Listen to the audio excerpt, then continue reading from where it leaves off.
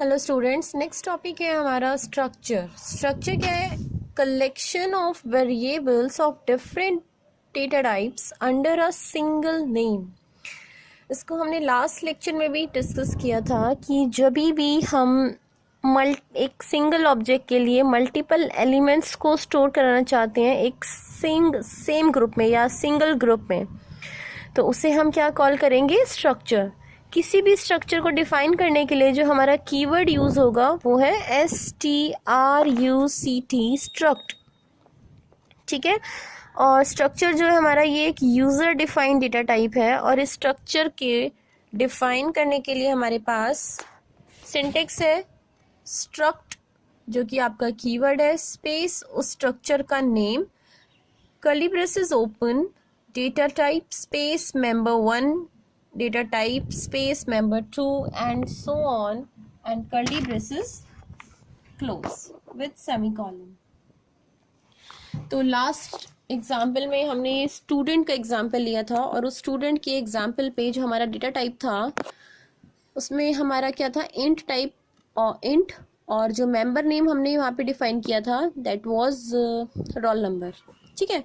Example लेते हैं। यहाँ पे हमारा एक पर्सन नेम का स्ट्रक्चर है, तो हमने कीवर्ड यूज किया struct space person braces open, और पर्सन की जो डिटेल्स हैं वो हमारे डिफरेंट टाइप्स के डेटा टाइप्स में यहाँ पे गिवन है। सपोज नेम है उसका, वो character type, age int type, and salary float type, and we just close it with braces semicolon. तो जब भी हम एक हमारा जो डिक्लेयर्ड स्ट्रक्चर है, या फिर मैं कहूँ कि जब भी मैं किसी भी स्ट्रक्चर को डिफाइन करती हूँ तो वहाँ पे मेरी कोई मेमोरी एलोकेट नहीं होती है। तो उस मेमोरी को एलोकेट करने के लिए हमारे पास कुछ वेरिएबल्स क्रिएट करने पड़ते हैं, और वो वेरिएबल्स हम मेन फंक्शन में भी डिफाइन कर सकते हैं, और जस्ट इस कर्ली ब्रेसेस के इसके just after this curly braces we can also create that, and we need to remove this semicolon from here and we'll put that semicolon after that defined variables।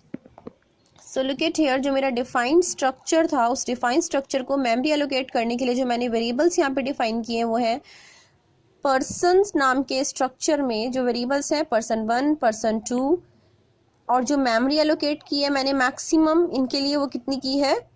20। It means कि जो मेरे ये जो structure है person का, और उसमें मैं जो इन्फॉर्मेशन स्टोर करा रही हूँ उसके नेम एज सैलरी, वो मैक्सिमम में 20 नंबर ऑफ पीपल्स की इन्फॉर्मेशन यहाँ पे स्टोर करा सकती हूँ, and then I put this semicolon. तो इस तरह से आपकी यहाँ पे मेमोरी एलोकेशन होती है स्ट्रक्चर में। नेक्स्ट, आप किसी भी स्ट्रक्चर से किसी मेंबर को एक्सेस कैसे करते हैं? तो इसके लिए आपके पास यहाँ पे दो ऑपरेटर्स हैं। एक ही आपको डॉट दिखाई दे रहा होगा, एक आपको दिखाई दे रहा है एरो। डॉट को हम कॉल करते हैं मेंबर ऑपरेटर, और जो ये एरो है इसको हम कॉल करते हैं स्ट्रक्चर पॉइंटर ऑपरेटर। तो जब लास्ट वाले प्रोग्राम में जब हमने किसी स्ट्रक्चर से इंट को कॉल किया था तो हमने क्या किया था? STI dot roll number, STI dot name, तो वहाँ पे हमने यूज किया था ये मेंबर ऑपरेटर उस पर्टिकुलर स्ट्रक्चर से किसी भी डेटा टाइप को कॉल करने के लिए, मैं कहूँ कि उस स्ट्रक्चर के मेंबर को एक्सेस करने के लिए, बिकॉज वो हमारे क्या थे? Int roll number members. ठीक है। अब इसी प्रोग्राम में हम एग्जांपल लेते हैं कि सपोज हमें सैलरी एक्सेस करना है। किसका सैलरी एक्सेस करना है? पर्सन 2 का। तो जो मेरा मेथड या मैं कहूँ सिंटेक्स वो क्या बनेगा? Person 2 dot salary. ये देखो इधर मुझे एक्सेस करना था पर्सन 2 का सैलरी, तो मैं पर्सन 2 में जाऊंगी और उसके अंदर डॉट सैलरी को जब मैं यहाँ पे इंपोर्ट करूंगी तो मेरा मेंबर कौन सा एक्सेस होगा? Salary member. ठीक। इसके बाद मेरा कीवर्ड एक होता है keyword typedef. Typedef क्या होता है? मेरा किसी भी सिंटेक्स को सिंप्लीफाई करने के लिए, और जैसे मतलब डेटा टाइप्स होते हैं वो sometimes it's not easy to define और sometimes it's not easy to understand, तो उसको बहुत ही एक easy flow में डिफाइन करने के लिए भी हम टाइप डेफ कीवर्ड यूज कर लेते हैं। देखो आपका ये स्ट्रक्चर है, इस स्ट्रक्चर में मैंने स्ट्रक्चर का नेम दिया है डिस्ट, और उसके जो मेंबर हैं वो है फीट एंड इंच, जिनका की टाइप है इंट एंड फ्लो। इसके बाद आपका उस स्ट्रक्चर को जो मैंने यहाँ पे वेरिएबल डिफाइन किए हैं डिस्ट नाम के, वो है D1 एंड D2। तो अगर इसी कोड को मैं इस फॉर्मेट में लिखूं with the help of keyword typedef structure name this same member 1 member 2 and I just close this structure with distance semicolon, और मेन फंक्शन में मैंने आपके D1 D2 को डिफाइन किया है। तो ये भी आपका सेम कोड आपका रन होगा जो आपका इधर रन हुआ है, कोई भी इन दोनों कोड में डिफरेंस नहीं है। It's just the way to simplify the syntax. ठीक है, नेक्स्ट आपका आता है यूनियन। इस प्रोग्राम को हम देखते हैं, पहले यूनियन कर लेते हैं because it's almost similar to structure. It's C union भी हमारा क्या है, एक स्पेशल टाइप का डेटा टाइप जो कि यूज़र डिफाइन है। स्ट्रक्चर भी हमारा एक यूज़र डिफाइंड डेटा टाइप था। ठीक है, तो यूनियन जो होता है ये हमें अलाउ करता है डिफरेंट डेटा टाइप्स को स्टोर करने के लिए सेम मेमोरी लोकेशन में, जबकि स्ट्रक्चर क्या कर रहा था, डिफरेंट डेटा टाइप्स को स्टोर करने के लिए डिफरेंट मेमोरी एलोकेट कर रहा था। बट यूनियन क्या करता है, एक ही मेमोरी लोकेशन में डिफरेंट टाइप की डेटा टाइप को भी स्टोर कर सकता है। This is the only difference between union and structure. बाकी जो हम जैसे हम स्ट्रक्चर के मेंबर्स को एक्सेस करते हैं उसी सेम मैनर में हम यूनियन के मेंबर्स को एक्सेस करते हैं। जैसे हम स्ट्रक्चर को डिक्लेयर करते हैं सेम मैनर में हम यूनियन को डिक्लेयर करते हैं। डिफरेंस आएगा इसके कीवर्ड का। स्ट्रक्चर हम डिफाइन करते हैं तो स्ट्रक्चर का कीवर्ड क्या था, STRUCT। यूनियन को डिफाइन करना है तो यूनियन का कीवर्ड क्या होगा, UNION, यूनियन। ठीक है, तो दोनों में बहुत ज़्यादा डिफरेंस नहीं है, सिर्फ मेमोरी एलोकेशन का डिफरेंस है। एंड वन मोर थिंग, जब आपकी same memory multiple data types के लिए यूज़ होगी, सपोज आपकी कोई मेमोरी या सेम लोकेशन है जो कि आपके X और Y वेरिएबल यूज़ कर रहे हैं। ठीक है, तो अगर मैं X में कोई चेंजेस क्रिएट करूँगी तो वही सेम चेंजेस आपके Y में भी रिफ्लेक्ट होंगे। This is the difference in union and structure। ठीक है, और एक और बात, जब आप सेम मेमोरी को यूज़ करते हो मल्टीपल डेटा टाइप्स के लिए तो ये एक इसकी बेनिफिट या इसका एक लाइक प्लस पॉइंट है आपका यूनियन का, कि हम मेमोरी लोकेशन को रीयूज़ कर पा रहे हैं।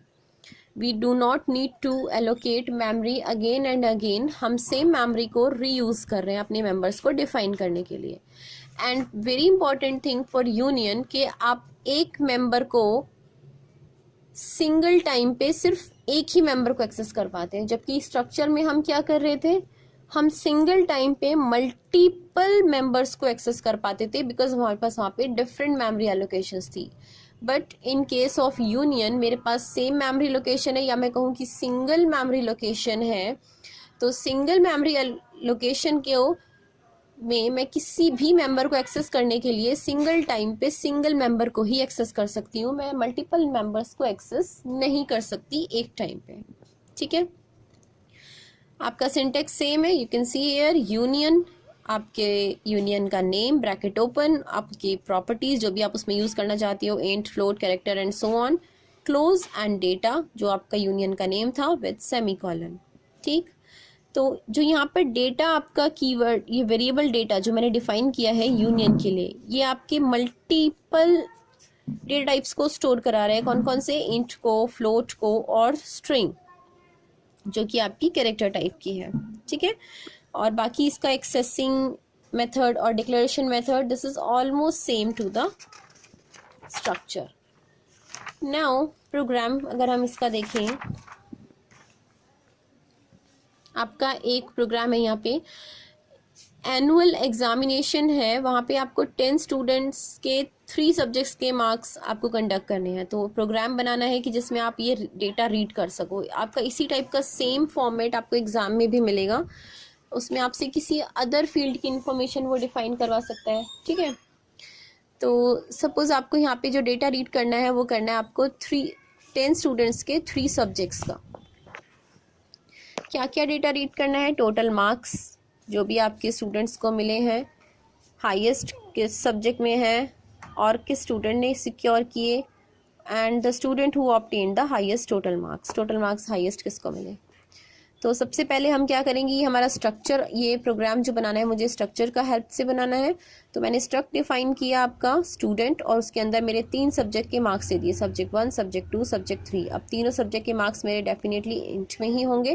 That's why I have defined here int subject 1, int subject 2, int subject 3। Close this with semicolon. And main function में मैंने इस स्टूडेंट जो मेरा स्ट्रक्चर मैंने डिफाइन किया उसका मेमोरी एलोकेट किया है, कितना कि मेरे पास जो नंबर ऑफ स्टूडेंट्स है वो कितने हैं, 10। तो मैं 10 स्टूडेंट्स के लिए ये स्ट्रक्चर यूज़ करूँगी। अब 10 स्टूडेंट्स के लिए मुझे यूज़ करना है तो डेफिनेटली मुझे क्या यूज़ करना होगा यहाँ पे, आई लूप, जो कि मेरे इन 3 सब्जेक्ट्स के मार्क्स कैलकुलेट करेगा। भाई पहले सब्जेक्ट 1, फिर सब्जेक्ट 2, फिर सब्जेक्ट 3। दैट्स वाई जो मैंने लूप लिया वो कितना लिया, 0 to less than equal to 2। Total की वैल्यू इनिशियलाइज मैंने 0 ली है, और बाद में जैसे जैसे उसमें सब्जेक्ट के मार्क्स ऐड होते रहेंगे मैं उनको ऐड ऑन करती जाऊंगी। सबसे पहले printf enter the marks of 3 subjects. Then जो भी आपके 3 सब्जेक्ट्स हैं उन तीनों मार्क्स को मैंने एक्सेस करने के बाद यहाँ पे scanf में डाल दिया, %d address of si dot सब 1, एड्रेस ऑफ si डॉट सब 2, एड्रेस ऑफ si डॉट सब 3। एंड मेरा जो टोटल मार्क्स होंगे वो कितने होंगे, इन तीनों को अगर मैं ऐड कर दूं तो मेरे टोटल मार्क्स होंगे। प्रिंट मुझे क्या करवाना है, total marks of the students is this. तो आई की वैल्यू मेरी जैसे जैसे यहाँ पे आएगी, पहले 0 के लिए प्रिंट कराएगा, फिर 1 के लिए, फिर 2 के लिए, और टोटल मार्क्स आपके यहाँ पे प्रिंट हो जाएंगे। ठीक है, नेक्स्ट आपका है यूनियन। यूनियन भी आपका सेम, बस यहाँ पर मैं क्या करूँगी, मुझे हर डेटा को प्रिंट कराने के लिए एक डिफरेंट प्रिंटफ कमांड यूज़ करनी होगी, बिकॉज मैं सेम टाइम पे मल्टीपल वेरिएबल्स को एक्सेस नहीं कर सकती। तो same method, same structure, I just change the keyword union in place of structure. ठीक है, यहाँ पे मैंने इन 2 आपके लाइक इंट आई और फ्लोट एफ, इन 2 डेटा टाइप्स को मुझे प्रिंट करवाना है। तो आपका डेटा की वैल्यू मैंने दिया है कितना, data dot I is equal to 10, और उसको प्रिंट करवा दिया। फिर data dot F is equal to जो भी मैंने रैंडम XYZ जो भी आपका मन करे वैल्यू प्रिंट करवानी है उसको मैंने प्रिंट करा दिया। आउटपुट आएगी आपकी आई की 10 और एफ की दिस। अब सारे के सारे मेंबर्स आपके यहाँ प्रिंट हो जाएंगे, बिकॉज एक मेंबर को सिंगल टाइम पे मैं यूज़ करा रही हूँ। इन सब को मैंने एक सिंगल प्रिंटफ कमांड में रिप्रेजेंट नहीं किया। डिफरेंस की बात करें तो डिफरेंस में आपको पहले भी डिस्कस कर चुके हैं इसके थियोरेटिकली। स्ट्रक्चर जो है वो हमारा एलोकेट करता है हर एक मेंबर के लिए एक सेपरेट मेमोरी, जबकि यूनियन क्या करता है, कॉमन। अब कॉमन में भी वो कैसे करेगा, सपोज आपके पास 3 डेटा टाइप्स हैं, इंट, फ्लोट एंड कैरेक्टर। तो इन तीनों में से जिसकी सबसे हाईएस्ट मेमोरी होगी वो हाईएस्ट मेमोरीज पूरे प्रोग्राम को वो एलोकेट कर देगा, so that everyone can use that particular memory space whenever it required, but not all at a single time. It means one member at a time. तो structure आपकी ज़्यादा memory allocate कर रहा है, तो इट मीन्स कि यहाँ पर जो मेमोरी स्पेस है वो ज़्यादा ऑक्यूपाइड होगा, इधर आपका लेस होगा यूनियन में। यहाँ पर हम सारे मेंबर्स को सिंगल टाइम पे एक्सेस कर सकते हैं, बट यूनियन में हम नहीं कर सकते। सिंटेक्स हमारा दोनों का ऑलमोस्ट सेम, सिंटेक्स दोनों का ऑलमोस्ट सेम है, you can check here. we just need to change the keyword. in case of structure we have to write struct, in case of union हम क्या टाइप करेंगे, union, union। Now check कि आपका जो इसमें memory allocate हुआ वो कितना हुआ और इसमें कितना हुआ। यहाँ पर मेमोरी एलोकेट हुआ होगा, देखो इंट के लिए आपका 2 बाइट्स, कैरेक्टर के लिए आपको यहाँ पे साइज दिया है 6, तो डेफिनेटली कैरेक्टर के लिए आपका यूज हुआ होगा 6 बाइट्स, और डबल का जो आपका साइज होता है वो होता है 8 बाइट्स। तो आपका जो टोटल मेमोरी एलोकेशन हुआ वो कितना हुआ, 2 + 6 + 8 16 bytes in case of structure. But in case of union int के लिए आपका 2, कैरेक्टर के लिए आपका 6 और डबल के लिए आपका 8। तो इन तीनों में जो मैक्सिमम मेमोरी एलोकेशन हुआ है वो किसका है, डबल का। तो जो यूनियन है वो आपका टोटल 8 बाइट्स मेमोरी एलोकेट कर देगा और उस 8 बाइट को 1 by 1 पहले आपका इंट यूज करेगा, then character and then double. तो वी कैन सी दैट कि यहाँ पे दोनों ऑलमोस्ट सेम, बस मेमोरी एलोकेशन का आपका बहुत बड़ा रोल है। ठीक है, थैंक यू।